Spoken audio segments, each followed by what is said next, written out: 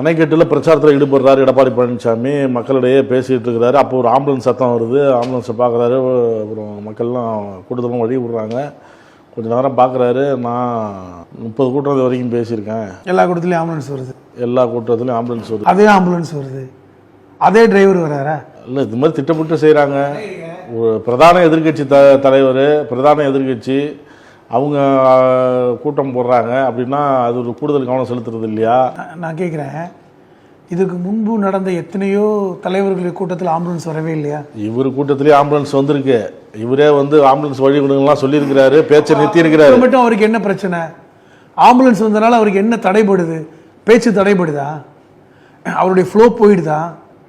நான் என்ன கேட்குறேன், இல்லை ஆம்புலன்ஸை இல்லை அவர் உள்ள பார்க்குறாங்க, ஆள் இல்லைங்கிறாரு. நான் கேட்குறேங்க, இது முட்டாள்தனமான வாதம் இல்லையா?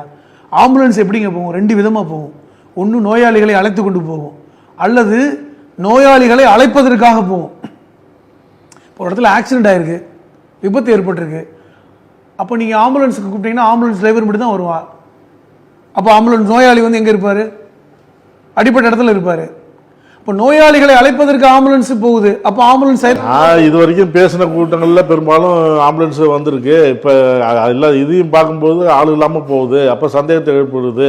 இது என்ன சந்தேகம்? நான் என்ன கேட்குறேன், ஆம்புலன்ஸ் போகிறதுனால நான் தான் திருப்பி கேட்குறேன், அதிமுகவை எதுக்கணும்னா அரசியல் ரீதியாக இருங்க, நாங்கள் சந்திக்க தயாராக இருக்கிறோம். அதுக்காக இந்த மாதிரி கோழைத்தனமாக இந்த மாதிரிலாம் ஏதாவது ஒரு இடைஞ்சல் பண்ணிட்டு இருக்க வேண்டாங்கிறாரு அவர்.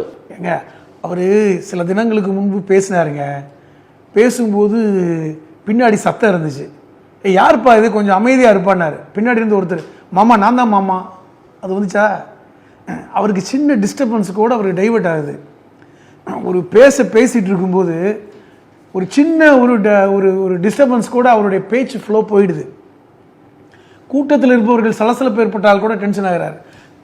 எங்க இவர் தம்பித்துறையோட உட்கார்ந்து பேட்டி கொடுக்குறாரு. தம்பித்துறை அவர்கள் ஒரு மூத்த அரசியல்வாதி அதிமுகவில். அவர் கேள்விக்கு அவர் பதில் சொல்ல முயற்சி பண்ணும்போது கையை தட்டி விடுறாரு.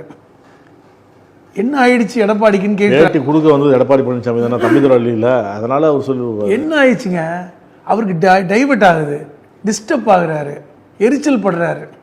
இப்போ ஏன்னா இன்னைக்கு கூடுகின்ற கூட்டங்கள் அவருக்கு தாங்க தெரியும். சொல்லுவாங்கல்ல, முட்டையிடுற கோழிக்கு தாங்க அதனுடைய வழி தெரியும். இன்னைக்கு ஒவ்வொரு இடத்துலையும் போய் கூட்டத்தை கூட்டுறதுக்கு அவர் படுற பாடு அவ்வளோ கடினமாக இருக்கிறது.